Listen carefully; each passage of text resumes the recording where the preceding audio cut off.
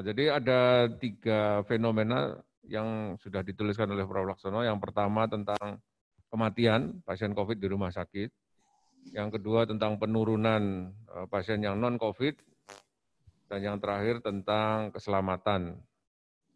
Dan saya kira ada isu yang lainnya, tetapi dari yang 3 ini mungkin Bapak dan Ibu sudah punya pembelajaran atau sesuatu yang sudah dilakukan untuk melihat fenomena ini.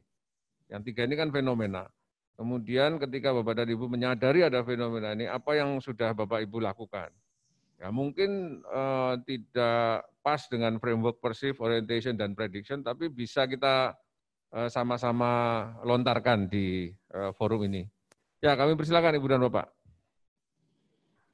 Jika ada pengalaman untuk melihat fenomena-fenomena tadi. Andre, boleh 1 menit, Pak Andre? Oh ya, silakan Pak Hans. Ya, sebelum ini, saya kira memang kualitas seorang pemimpin itu ditentukan saat-saat terjadi badai ya. Kalau tidak, seolah-olah ini kapal besar itu seperti autopilot. Jadi seorang pemimpin ini harus hadir saat badai. Saya lihat ini badai. Maaf Andre, bisa ditunjukkan kasus ketiga tadi, saya coba membahas mengenai implementasi di lapangan. Tadi kasus ketiga adalah soal bagaimana kesehatan dan keselamatan staf. Jadi kalau kita aplikasikan di dalam POPDOC, perceive-nya itu adalah semua serba takut, fear. Pasien takut ke rumah sakit, tenaga kesehatan juga takut ketemu pasien, kemudian dokter juga begitu, bahkan saling ketemu satu sama lain itu takut. Jadi perceive-nya adalah takut. Orientation-nya bagaimana kita memberikan rasa aman. Sehingga rumah sakit bisa memprediksi kalau ini berlanjut terus, rumah sakit bisa saling terjadi kontaminasi. Pasiennya nularin dokternya karena pasiennya nggak ngaku kalau dia pernah pergi dari luar negeri, misalkan seperti itu. Sehingga yang harus dilakukan, aplikasinya atau action-nya adalah bagaimana screening ini berkala. Kita coba implementasikan, decision-nya adalah setiap bulan, seluruh karyawan kita lakukan screening untuk COVID-19, termasuk dokternya. Kemudian terhadap pasien yang mau masuk, juga kita lakukan screening. Untuk memperlakukan dia harus ada di lantai yang mana. Sehingga ini salah satu konsep berpikir POPDOC seiring dengan perubahan lingkungan. Saya kira itu contoh singkatnya kira-kira, ya. Andre.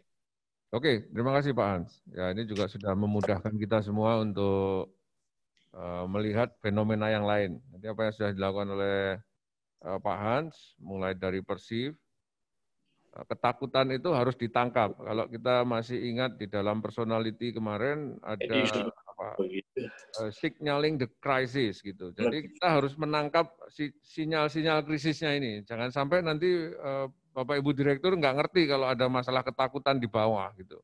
Karena Bapak dan Ibu nyaman di kamar direktur. Ya, oke.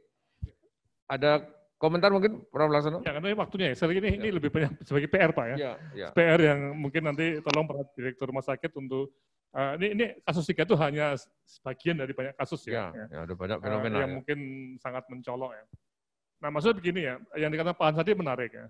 Artinya Rumah Sakit Nasional itu sudah mempunyai catatan ya Pak Hans ya, mengenai apa yang dikerjakan. Ya nih. Nah, ini menarik dalam model knowledge management tadi. Ini akan menjadi suatu experience, pengalaman yang didapat oleh Rumah Sakit Nasional dalam wabah pandemi COVID ini.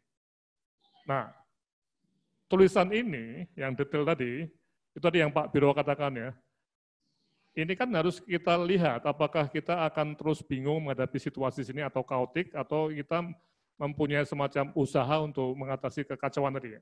Ini Pak Andri ya.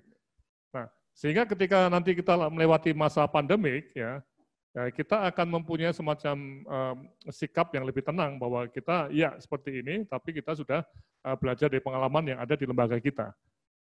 Sekali lagi, saya sebagai pengamat, saya paling khawatir ketika tidak ada catatan atau tidak ada sesuatu yang dipelajari selama kita berada dalam masa pandemik ini. Ini sebagai gambaran di PKMK salah satu catatan yang paling penting yang di PKMK, FKKMK UGM ya. Kita meninggalkan WA group, paham ya? WA Group sebagai cara komunikasi itu ternyata menambah beban ketika terjadi krisis, ya. Karena bertumpuk-tumpuk, tertimbun-timbun. Ya. Dan karena COVID kita mengenal ternyata di luar WA Group itu ya ada software namanya Slack ya, yang bisa dipakai untuk lebih sistematis komunikasi di dalam lembaga tadi. Nah artinya apa? Bahwa selama pandemik pun kami di UGM juga melihat ada sesuatu yang kita bermasalah, yaitu komunikasi internal yang jelek. Nah kita ubah. Dan ini catatan yang menarik untuk lesson learn dari pengalaman kita untuk merubah pada saat pandemik tadi. Ya. Jadi itu maksud saya. Jadi mohon kasus-kasus ini tolong diresapkan ya, atau dilihat apa yang terjadi di rumah sakit masing-masing. Apakah kita cukup signifikan untuk mengadakan POP-nya tadi ya, pembelajaran tadi, analisis tadi, untuk action yang nanti hari Rabu dan Jumat kita lihat secara lebih konkret ya. Saya kira itu Pak ya, itu sebagai penutup juga, dan mungkin kita bisa lihat itu. Ya. Oke, terima kasih Prof. Laksono. Jadi kalau dilihat dari fenomena-fenomena tadi, saya kira Bapak dan Ibu di rumah sakit mungkin punya lebih ya gambarannya. Namun yang 3 tadi bisa dipakai untuk melatih bagaimana kita menggunakan pendekatan Mobius Loop ya, untuk mempelajari satu fenomena.